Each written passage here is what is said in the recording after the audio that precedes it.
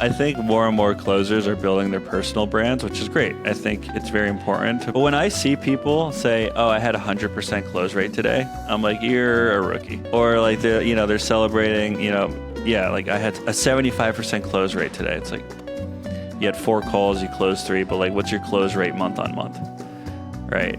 Because everyone can, like sales, everyone can just have a hot day, and it says nothing about your skill set. But if you're like, some of the guys I see from Elite, they know the game. Like, yep, month over month, I've consistently maintained a 40% close rate, produced this much this much revenue, collected this much cash.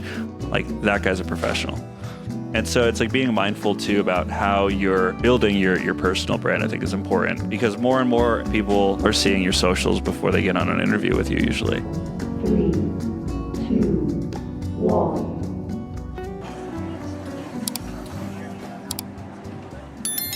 Yeah, how to stand out, how to land offers, where Emma's going to share a little bit about kind of how she got some of her first roles with no experience. And now that I do a hybrid of training, coaching, and recruitment, I'm going to share with you guys like the do's and don'ts, and hopefully you guys get something out of it and find a better role, because the vehicle is just as important as the skill set. So, Emma, you want to introduce yourself real quick? I mean, some people know who you are in my audience, some people might not. Yeah, so my name's Emma, and I work alongside Bill at the Objection Box, just like Andre just mentioned. Now, I've been in high-ticket sales for 4 months, and so learned a lot in quite a short period of time. And yeah, just excited to jam into it today. Wait, so this is perfect. Like, for everyone watching, you've been in this game for 4 months and you landed a role with the Objection Box, which is an incredible organization, because I went through the Elite program and I have nothing but good things to say about Bill and the team, which is awesome. And then there's people in the industry that have been in this game for 2-3 years and, are cycling on shit offers all the time. Well, I wasn't even like, I didn't apply for it. Like, I got handpicked by Bill.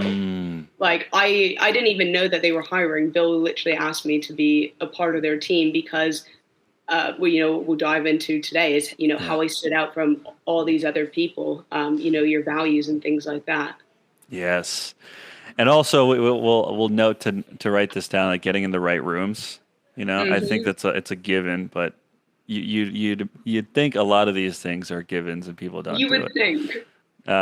Cool. Well, where do you think we should start? Gosh. What angle should we go from first? I mean, you do a lot of recruitment. So, I remember I messaged you asking, what are you seeing that's the biggest mistakes in reps that are applying to these offers? Yeah, let's start with that. Which, by the way, guys, like I do recruitment, and, I'm pretty close with a lot of the sales trainers out there. Like Jack, who, Bill's brother, I know Bill in the Elite program produces killers. So they're usually anyone that they refer. I'm like, cool, I'll get them on an offer. A bunch of the other guys out there as well, that, guys that are now closers to coaches, like, they all put out some pretty good talent as well.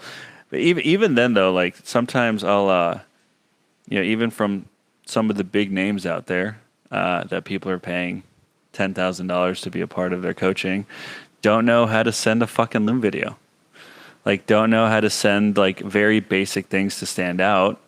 And frankly, it's quite frustrating as a recruiter, because it's like, I'm going to bat for you, like to help you skip the line on this, on like to get in front of the founding team or the hiring managers.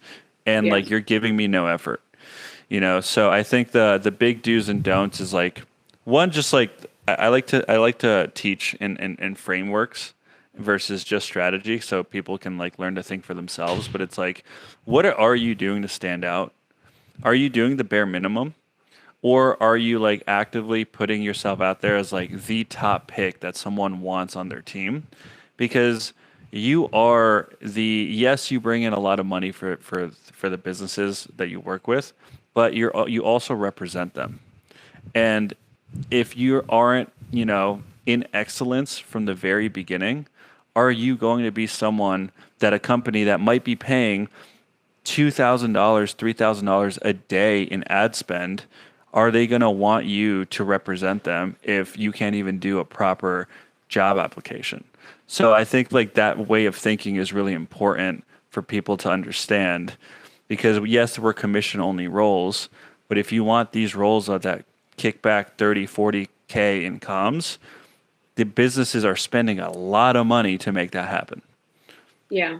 I think you touched on a really interesting point there because, yes, of course, you need to have the skill set. But if you're going against other closers and you've got 20 killers, because it's like the people that are landing, the 20 to 30K offers, all of them have the ability to get the job done. So why should they pick you? Why are you different? Yeah. That comes in a few ways. It's like, one, looms are, they could be your best friend or they could be your worst enemy. Knowing how to navigate a loom video, knowing how to be concise and clear, because you're essentially giving someone like a window into your skill set. But also, like, are you talking numbers? Are you talking data? Or is this just like, you trying to hype yourself up? And a very key thing that I've noticed is I can snipe out the bullshit numbers so quick. What, you have people that lie about their numbers on Loom? Not, I wouldn't even say necessarily lie, but sometimes, I've gotten guys that are like, yeah, I did 100K last month, closed on like 60%. And I'm like, cool, like, but like, what'd you do like month over month for the like last 6 months? They're like, well, this is like a new offer. I'm like, yeah, I know it is. It's a launch, right? A Yeah. lot of these new launches, or like, we did a big webinar, or a lot of those, like, like a really popular one was all those day trading influencers launched their own high ticket. So they Yeah. have all these warm leads. And so it paints a picture, but more, better than it actually is. Yeah.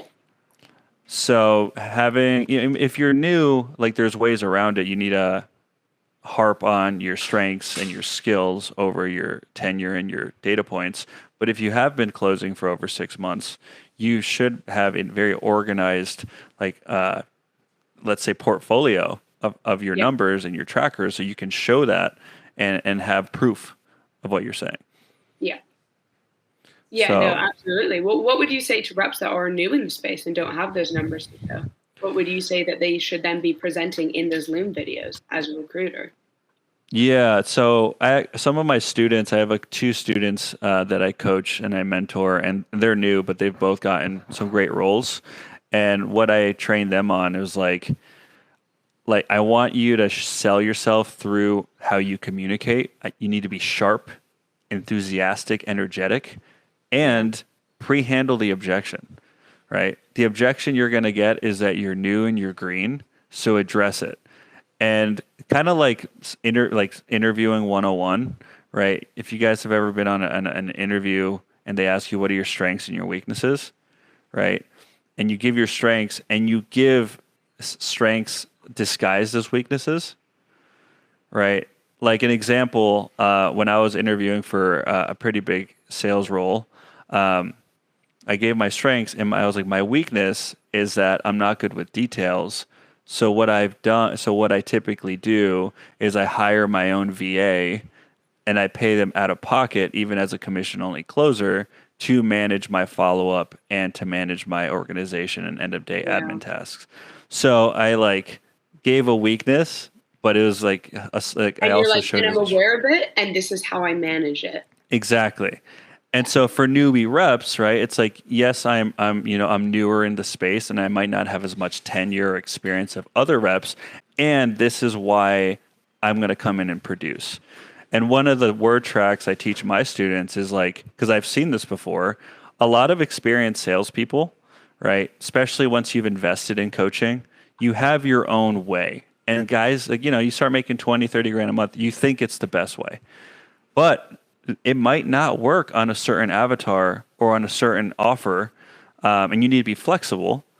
And sometimes that creates churn because like an established sales culture doesn't mesh well with what you bring to the table, and that's why there is high churn in our industry.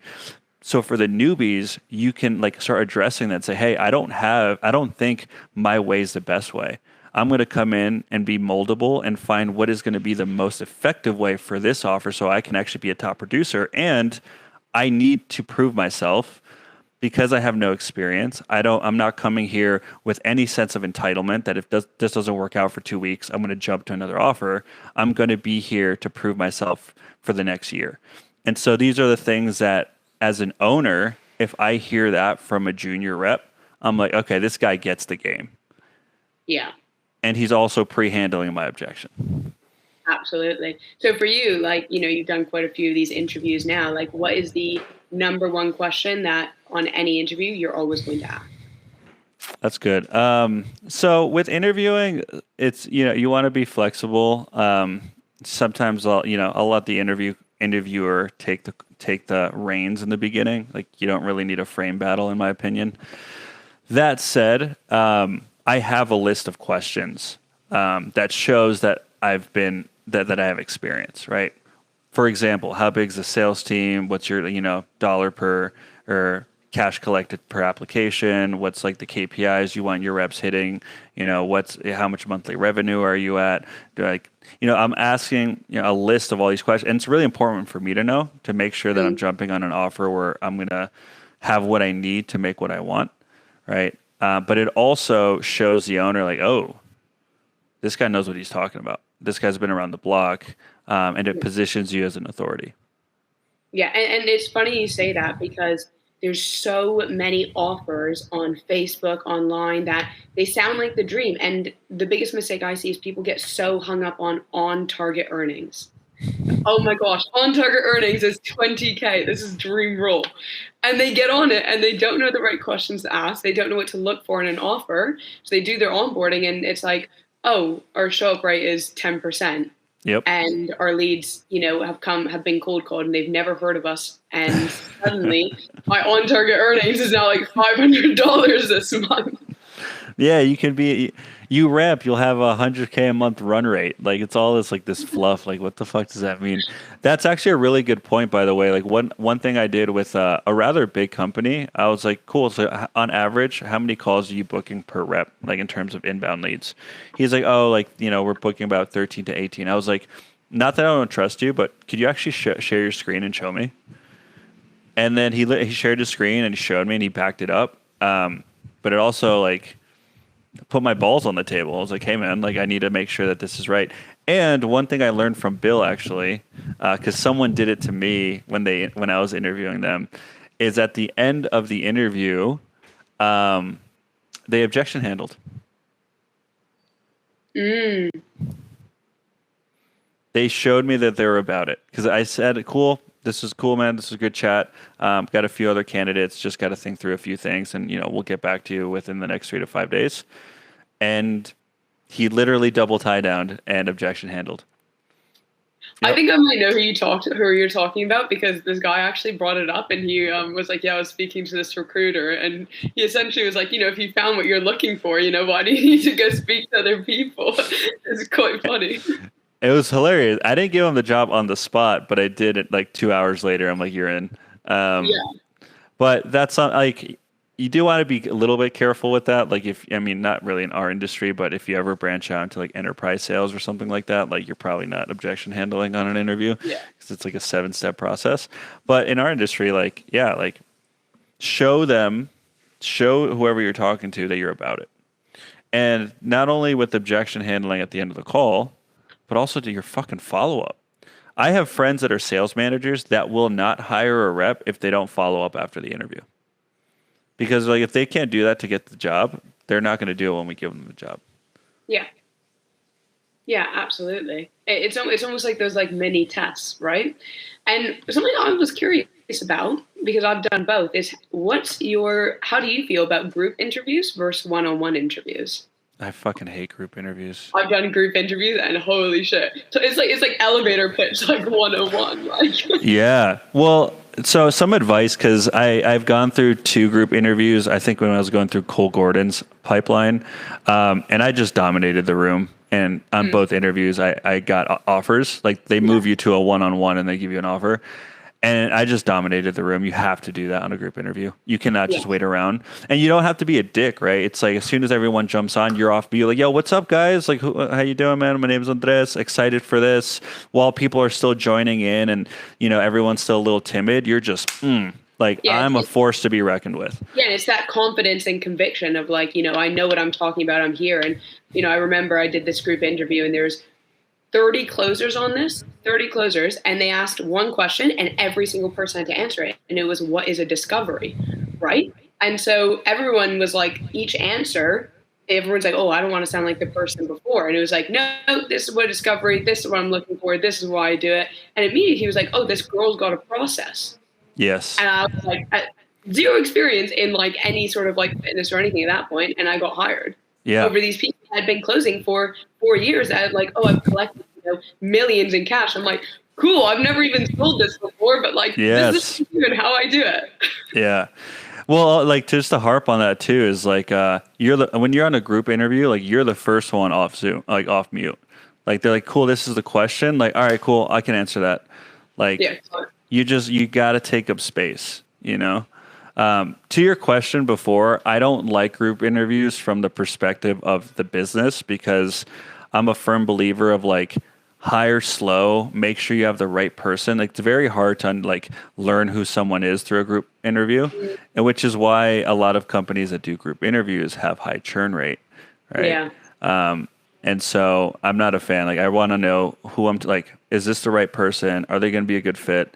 Because I don't want to like have someone come on, they leave in 3 weeks, and then I have to go hire a new person, and it's like this just constant game of replacement. Yeah, exactly. Yeah. So one-on-one is like the way. And some companies I think do it really well. They'll have multiple interviews with different team members to get to know someone. Not always the case, but I think that's the process I jive with. Yeah, I'd say for the like really good offers I've gone for, I've had to go through like multiple not group interviews, but multiple one-on-one interviews where I'm speaking to the offer owner, I'm speaking to the sales manager, because they are very competitive to get into those, and it's like, hey, cool, let's get a feel for you. Okay, let's get a feel for your numbers. Okay, what is it that you actually want? Are we aligned? And then going from there. One thing I will also say is. I think more and more closers are building their personal brands, which is great. I think it's very important to but when I see people say, "Oh, I had 100% close rate today," I'm like, "You're a rookie," right? Or like they're celebrating, like I had a 75% close rate today. It's like you had 4 calls, you closed 3, but like, what's your close rate month on month, right? Because everyone can like sales, everyone can just have a hot day, and it says nothing about your skill set. But if you're like, some of the guys I see from Elite, they know the game. Like, yep, month over month, I've consistently maintained a 40% close rate, produced this much this much revenue, collected this much cash. Like that guy's a professional. Yeah. And so it's like being mindful too about how you're building your personal brand, I think is important. Because more and more like people, I mean, this has been this way for 15 years, is people are seeing your socials before they get on an interview with you usually. Yeah. My socials, like my personal brand, like probably is one of the biggest factors as to why I've had so many opportunities that I have had. And it was because I went in there with a very beginner mindset and a very just like, this is where I'm at. This is what I'm doing. I'm a student of the game. And that really stood out. And I was just like, these are my values. And it was like, when I didn't have any sort of numbers or any sort of calls, the only thing that I could show was how hard I was working. So for me, I built my brand on like, I go to the gym every single day. Strong value. I go to the gym. I wake up early. I study. And so it's like when I'm studying, it's like I'd show people all the note cards. I'd show people that, there's one time I put note cards literally on my wall and I would just practice all the frameworks and stuff. But it was like, you have to always think like, what are the advantages that like I can play to? And as a business owner, that was something that me and Bill talked about. Is he was like, you are very aligned with me and with, the company because of everything that they've seen from me. And it wasn't like, I wake up at 5 a.m. once. It's like, no, I have shown my social media that for 3 months straight. And I've shown that I can be consistent with it. And that is the big thing in a personal brand is like we were just talking about, anyone can have a good day. Anyone can have a hot day. Anyone can do a challenging thing. Can you do it over a period of time? Can you maintain it? Can you maintain a high work rate? I think you just touched on such an important point. This is like, there's things you can't teach, right? There's things you can't teach. Like you can't teach work ethic. You either have Yeah. it or you don't, right? And so I would rather have a rep that has work ethic that I don't have to question and train them every week versus someone who's highly trained but like lackadaisical, like kind of shows up, kind of Have has you one on good the ball week. today? Have you done your end of day reports? Have you done Yeah, this? then you're holding their hand the whole time. That's like so key, I think. And then frankly, if you don't have that, you're just going to struggle in sales. There's Well, probably other yeah. jobs out Are there. you trying to say that you don't just work 2 hours from Bali? You see my content? It's like just No, literally, this space. This when I speak to people, and I'm just like, right, okay, and they're like, yeah, I'm gonna work remote, and I'm just gonna like land this offer and just make 20K a month working 2 hours a day. oh, it's like yo, dude, who told you that? Oh wait, I know. Yeah, literally. It's like the easy. It is like okay, someone's out there selling the dream, which is then you get a reality check real quick.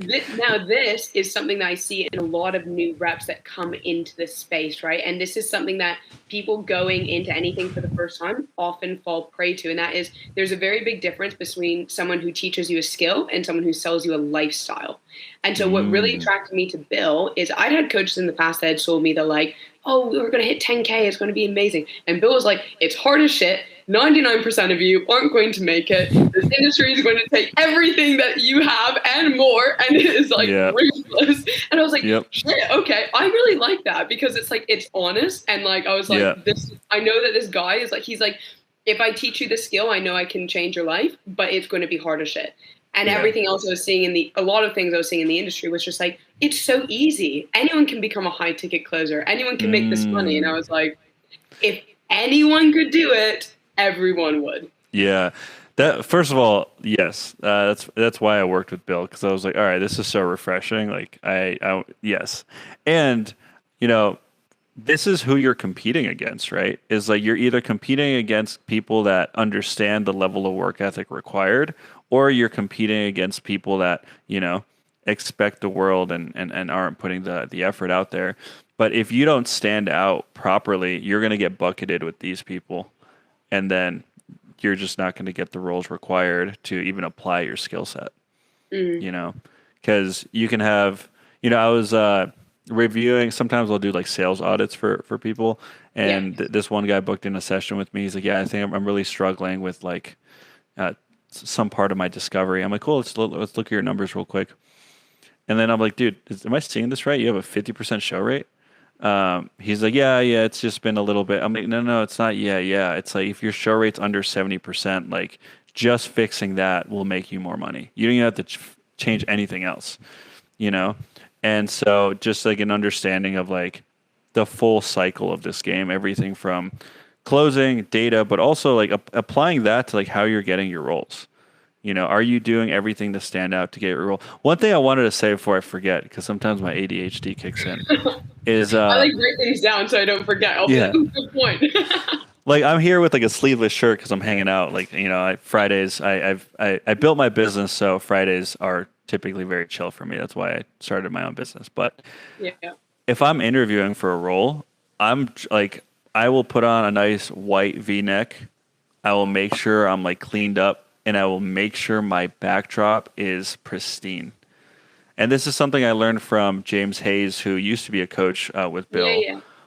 He's a good buddy of mine. I respect him a lot.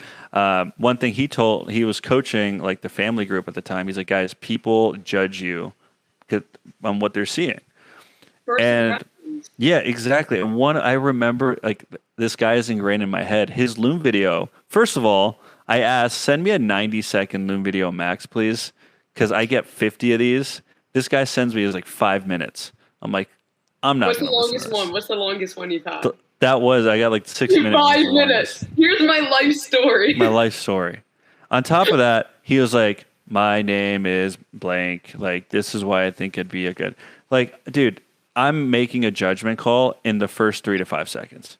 Yeah. Right. Yo, my name is Andres. I've been a remote closer for 5 years. This is how much revenue I've done. This is why I think I'm gonna be a great fit for you, right? That captures my attention, Yeah. right? But yeah, I think I'll be a good closer here because of blah Yeah. blah. Second Really thing, excited to apply for this role.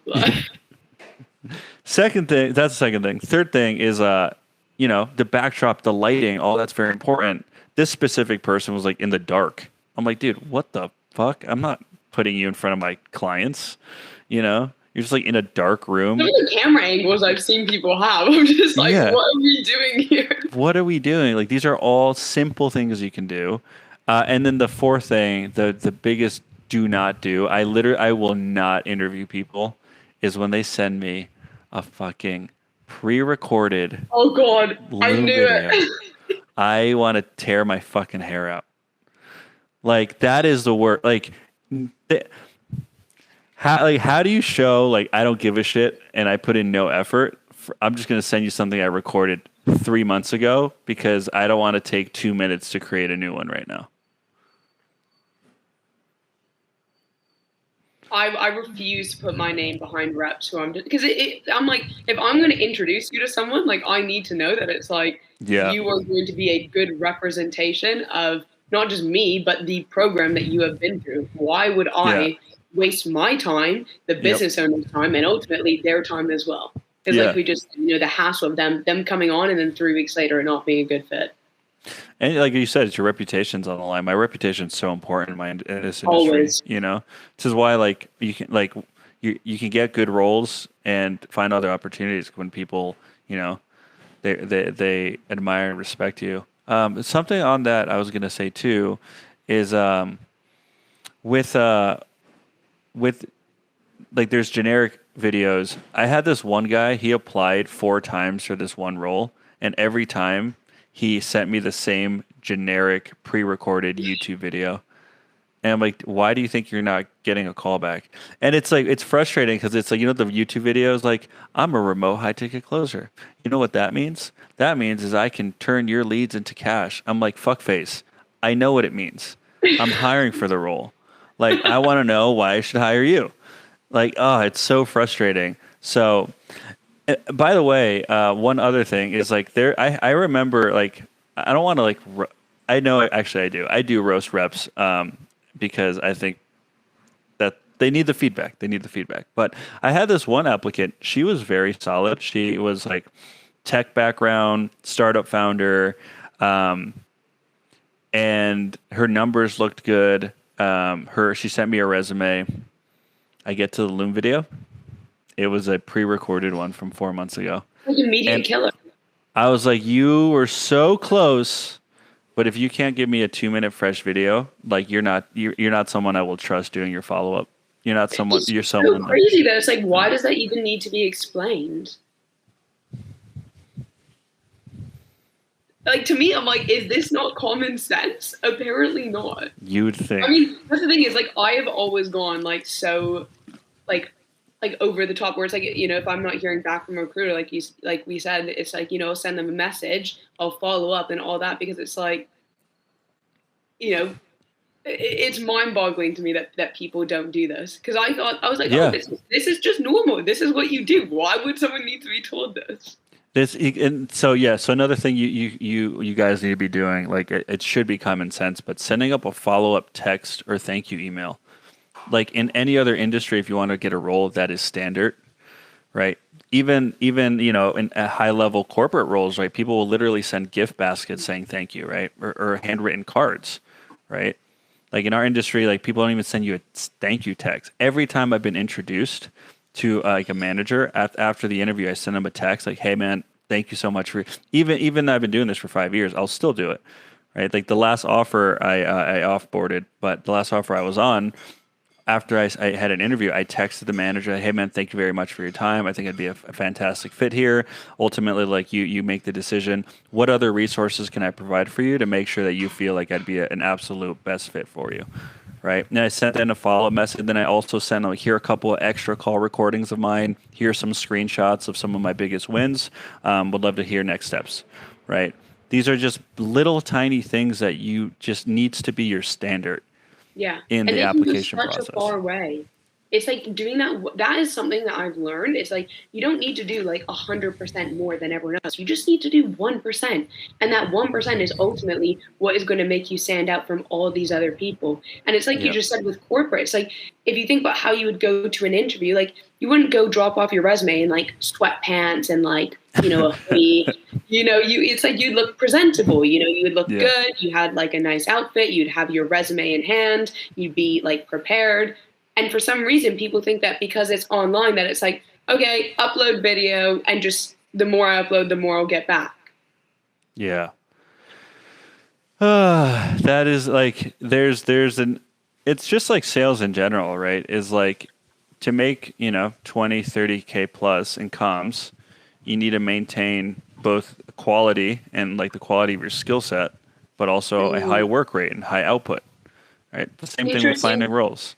Interesting that you brought that up because this is a very common mindset that I've been seeing in a lot of reps that I'm speaking to is I want to make money and then I want to invest in my skills. However, you're not going to get the money that you want to make until you have the skill set. I kid you not, this is literally the number one thing that people say to me is they're like, yeah, I want to go make money first and then I'm going to invest in it. And I'm Yeah, like, how's that mindset working out for you? yeah. And they're like, yeah, I've been in high ticket for 9 months. I'm like, 9 months? Nine Oh months, my. and you're making how much? Oh, I'm Uh, making $800 a month. Okay. well, oh, you okay? That's gonna get you far. You want to keep. We could do a whole session on objection handling. Oh gosh.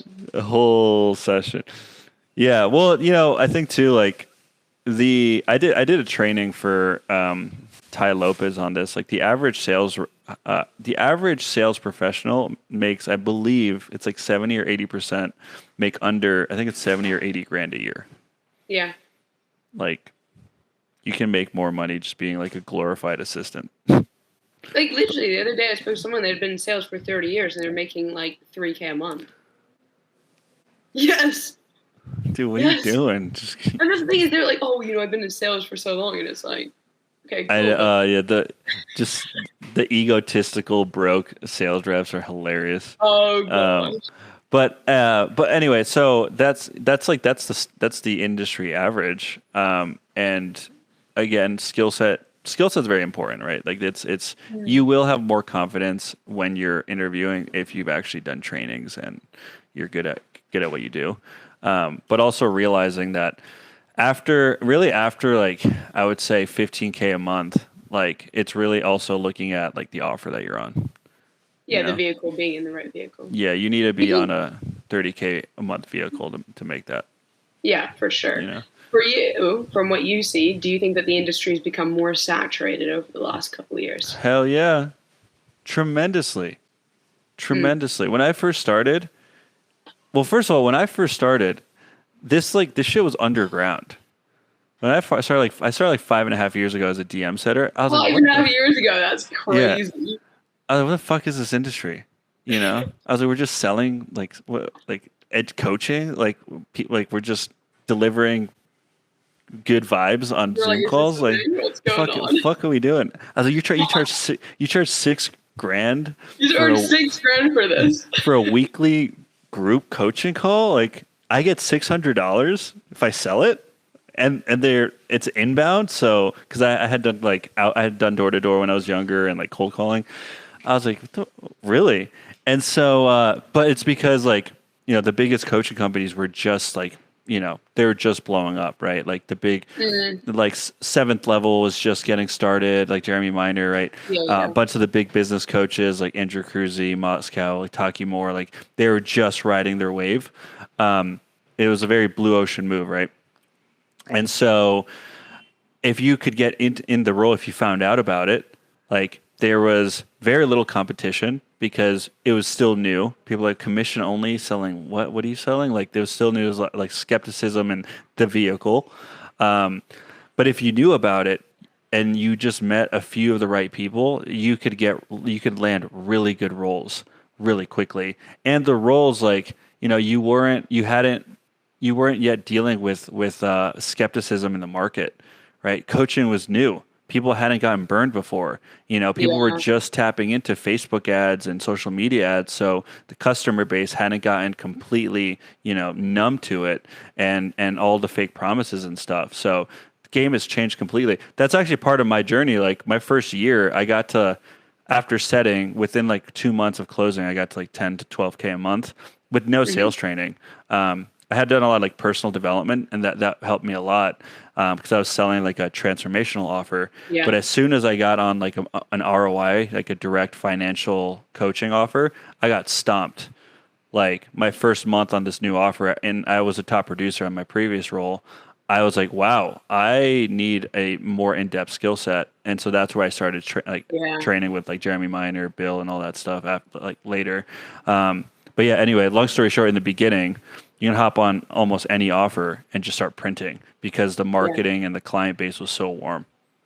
And that was the thing that I saw, like when I was coming into the high ticket space, is I saw how much hype there was. And whenever anything is really hyped, you're like, oh shit, like we are playing a different game now. And so Hmm. immediately I was like, I need to have the training to be able to even compete here. Yeah, And that's like I went straight to Bill and I was like, I need to get the skill set, but I need to have a name behind me. Because it's like when you don't have a name but behind yourself yet, you need to have someone else, whether it's Jeremy, whether it's Bill. It's something that you can be like, I've been training with them. hmm, It's like, and you start to have that name behind you, and that way gives you a little bit of leverage to actually build yeah. momentum and get started. Oh yeah, borrowed authority. It's a reason Yeah. marketers do it. Yeah, and Yeah, that's what one of those group interviews I did. The guy was like, "Oh, you're training with one of the big four," and it's like, yeah, the big four. That's the awesome. big four.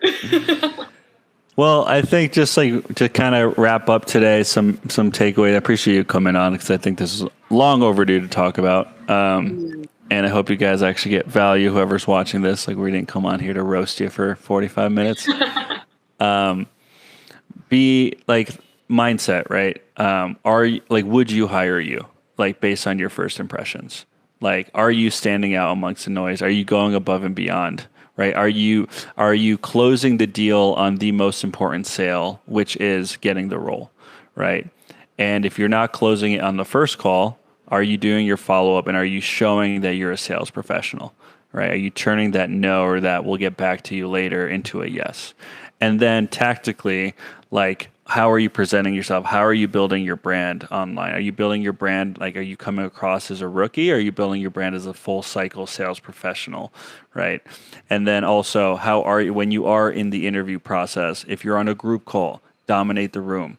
If you're in a one-on-one, like, have a list of questions to show that you know what you're looking for, but also for you to set yourself up for success.